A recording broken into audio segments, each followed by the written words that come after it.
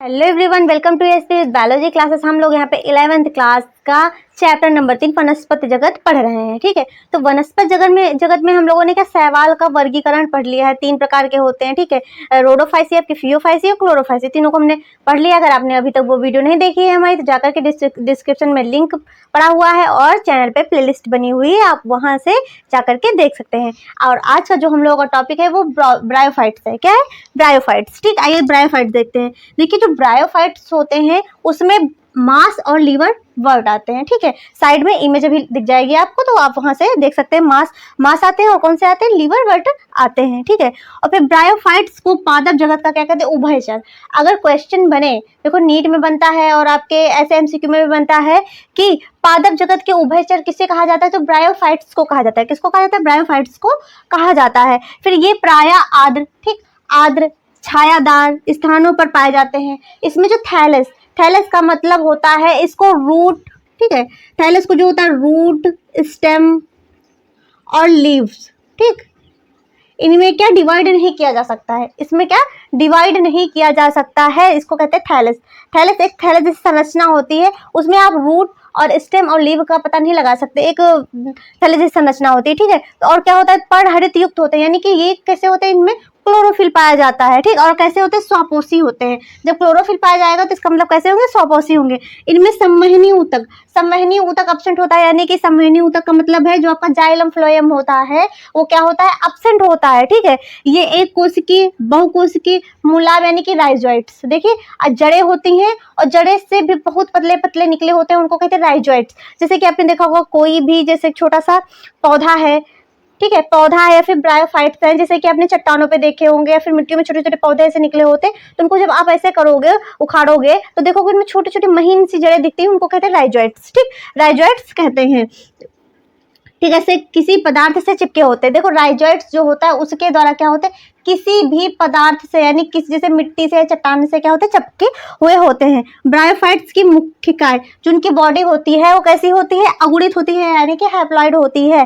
ठीक, इनमें जो लैंगिक अंग होते हैं, नर में पुधानी पाई जाती है, यानी कि एंथेरिडियम पाया जाता है, और मादा में जो होती है स्त्रीधानी, यानी कि आर्चिगोनियम पाई जाती है। ठीक है, फिर स्त्रीधानी फ्लास्क, स्त्रीधानी जो होती है वो फ्लास्क के आकार की होती है, जिसमें एक अंड होता है। फ्लास्क के आकार की होगी, उसमें एक अंड पाया जाएगा। और अंड, देखो, पुमंग को पानी में छोड़ देते हैं। जो पुमंग होता है उसको क्या करते हैं? पानी में छोड़ दिया जाता है और युग्मनज बनता है। पानी में जब छोड़ दिया जाता है तो क्या होगा?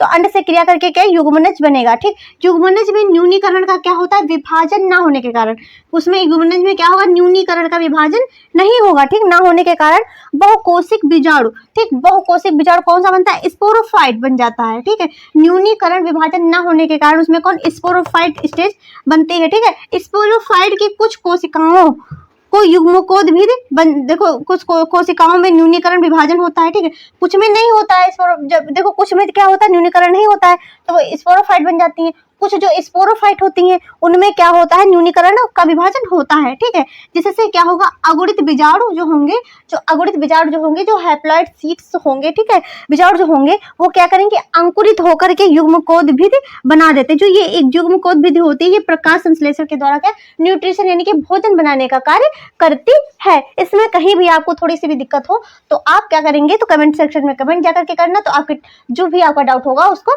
क्लियर किया जाएगा।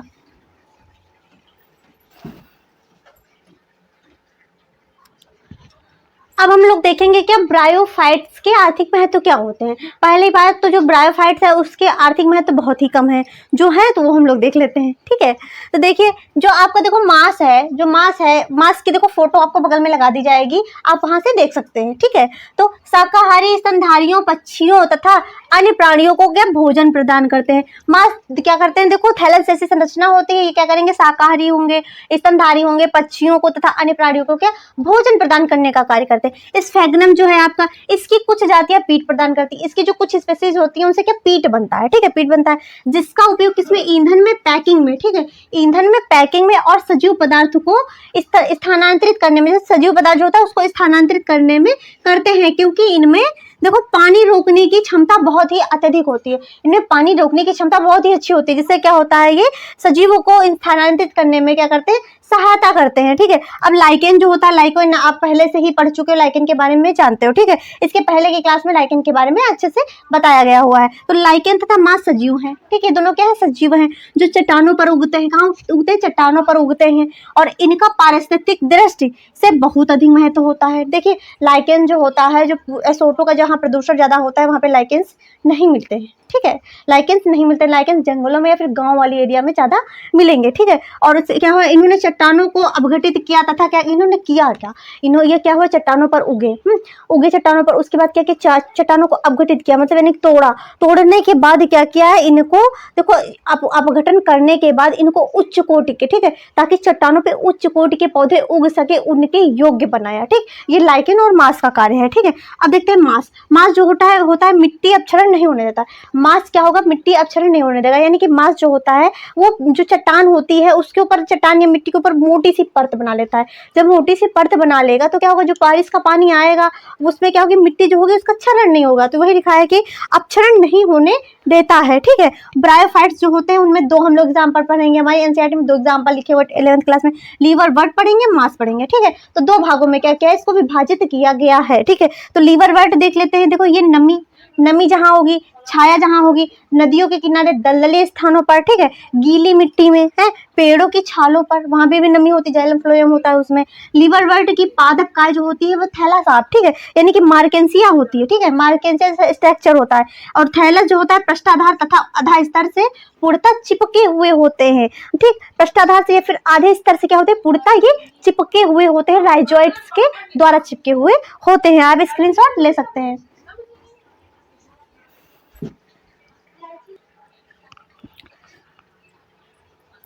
देखिए इसमें पत्तियों की तरह क्या होती है, छोटी छोटी संरचनाएं होती हैं, ठीक है।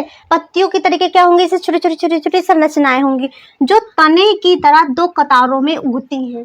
जो ये पत्तियां होती हैं तो ये तने की तरह क्या दो कतारों में ऐसे उगेंगी, ठीक है, दो कतारों में ऐसे ऐसे ऐसे ऐसे करके क्या ऐसे ऐसे उगती हैं, ठीक है, उगती हैं। जनन कैसा होता है इसमें, अलैंगिक जनन। अलैंगिक जनन जो होता है वो थैलमस के विखंडन, ठीक है, थैलमस के विखंडन यानी कि जेमा द्वारा होता है, ठीक है, जेमा द्वारा होता है। जेमा क्या होती है, जेमा जो होती है हरी अलैंगिक कलियां होती हैं, ठीक है, हरी होती हैं और अलैंगिक कलियां होती हैं, और इन्हीं हरी अलैंगिक कलियों से क्या जेमा कप का निर्माण होता है। किसका होता है, जेमा कप का निर्माण होता है। ये अपने पैतृक पादप से क्या होती हैं, अलग हो जाती है। जो इनका पैतृक होता है, जो इनका पादप होता है, समझ लीजिए जिस एक प्रकार से जिससे उत्पन्न हुई होती है उससे अलग हो जाती है, ठीक है।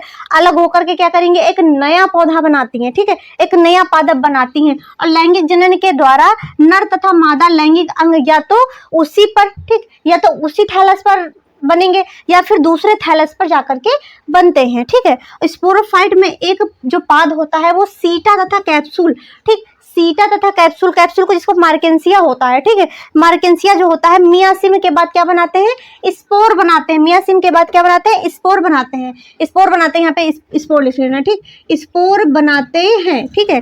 और जो यही स्पोर जो होते हैं जो कि कैप्सूल यानी मियासिम के बाद बनते हैं, तो यही स्पोर क्या करते हैं, अंकुर जो होता है अंकुरण के कारण मुक्त जीवी युग्मकोद्भिद बनते हैं, ठीक है। अब मांस को समझते हैं। मांस जो होता है जीवन चक्र की प्रभावी अवस्था, ठीक है, मांस जो होता है जीवन चक्र की प्रभावी अवस्था युग्मकोद्भिद दो अवस्थाओं में बनाती है। जो युग्मकोद्भिद जो होती है प्रभावी अवस्था, इसकी दो स्टेजों में पूर्ण होती है, ठीक है, दो भागों में पूर्ण होती है। जो होती है देखिए प्रथम इसकी स्टेज देख लेते हैं, तो युग्मकोद्भिद जो होती है वो तंतु यानी कि फिलामेंट में बनती है। फिलामेंट के बाद फिर स्पोर बनती है। जो यही स्पोर होता है ये कैसा होता है, विसर्पी, हरा, शाखित तथा कैसा होता है, तंतुमयी होता है। सेकंड स्टेज पे क्या होता है, इसकी दूसरी अवस्था जो होती है पत्ती की तरह होती है, लीव स्ट्रक्चर होता है, ठीक, पत्ती की तरह की होती है। जो प्रथम तंतु से क्या होती है, पार्श्विक यानी कि साइड से, ठीक, पार्श्विक कली के रूप में उत्पन्न होती है। इसमें सीधा होता है और पतला सा तना होता है, ठीक है।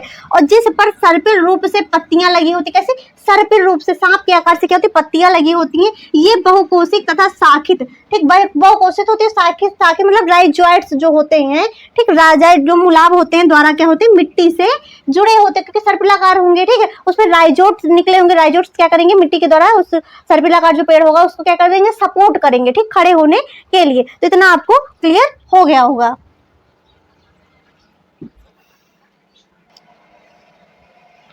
जो मियासिन के बाद जो आपके स्पोर बनते हैं, ठीक, यही क्या होती है, स्टेज में लैंगिक अंग क्या होते हैं, विकसित हो जाते हैं। ठीक, कायिक जनन देख लेते हैं। द्वितीयक प्रथम तंतु के विखंडन, ठीक, द्वितीयक प्रथम तंतु के विखंडन तथा मुकुलन के द्वारा होता है। और लैंगिक जनन जो होता है पुधानी, स्त्रीधानी, पत्ती जो दार होती है, प्ररोह की चोटी पर स्थित होती है। जो लैंगिक जनन में जो होते हैं, जो पुधानी जो होती है यानी कि तथा स्त्रीधानी जो होती है, पत्ती की प्ररोह यानी कि प्ररोह जो होता है चोटी पर या ऊपर जाकर के क्या होती है, स्थित होती है। जैसे कि ये प्ररोह हो गया तो यहाँ पे जाकर के स्थित होगी। निषेचन देखे कैसे, निषेचन के बाद क्या होता है, स्पोरोफाइट विकसित हो जाते हैं जब निषेचन हो जाता है। जो पाद सीटा तथा कैप्सूल में क्या होते हैं, विभाजित हो जाते हैं या फिर अविभेदित होते हैं। ठीक है, मांस में स्पोरोफाइट लीवर वर्ड की अपेक्षा अधिक विकसित होता है। अगर पूछा जाए कि मांस या लीवर वर्ड में कौन से जो स्पोरोफाइट अधिक विकसित होते हैं, तो आप बताएंगे कि मांस में स्पोरोफाइट लीवर वर्ड की अपेक्षा क्या होता है, मांस में अत्यधिक विकसित होता है। मांस में स्पोर का विकिरण जो होता है बहुत अत्यधिक होता है। ठीक है, जो स्पोर का विकिरण होगा बहुत ही ज्यादा होगा। और इसके सामान्य सदस्य देखो फ्यूनेरिया है और आपके पॉलीट्राइकस है तथा स्फेग्नम है। ठीक है, तो इसके एग्जांपल यहाँ पे साइड में लगा देंगे तो आप देख सकते हैं। इसके बाद का जो हम लोगों का टॉपिक रहेगा वो टेरिडोफाइट्स रहेगा। अगर आपको हमारी क्लास अच्छी लगी तो हमारी वीडियो को ज़्यादा से ज़्यादा शेयर करें अपने दोस्तों में, ताकि सभी तक ये वीडियो पहुंच पाए। अगर आपको हमारी वीडियो अच्छी लगी हो तो हमारे चैनल को लाइक करें, शेयर करें, सब्सक्राइब करें। मिलते हैं नेक्स्ट क्लास में। Thanks for watching.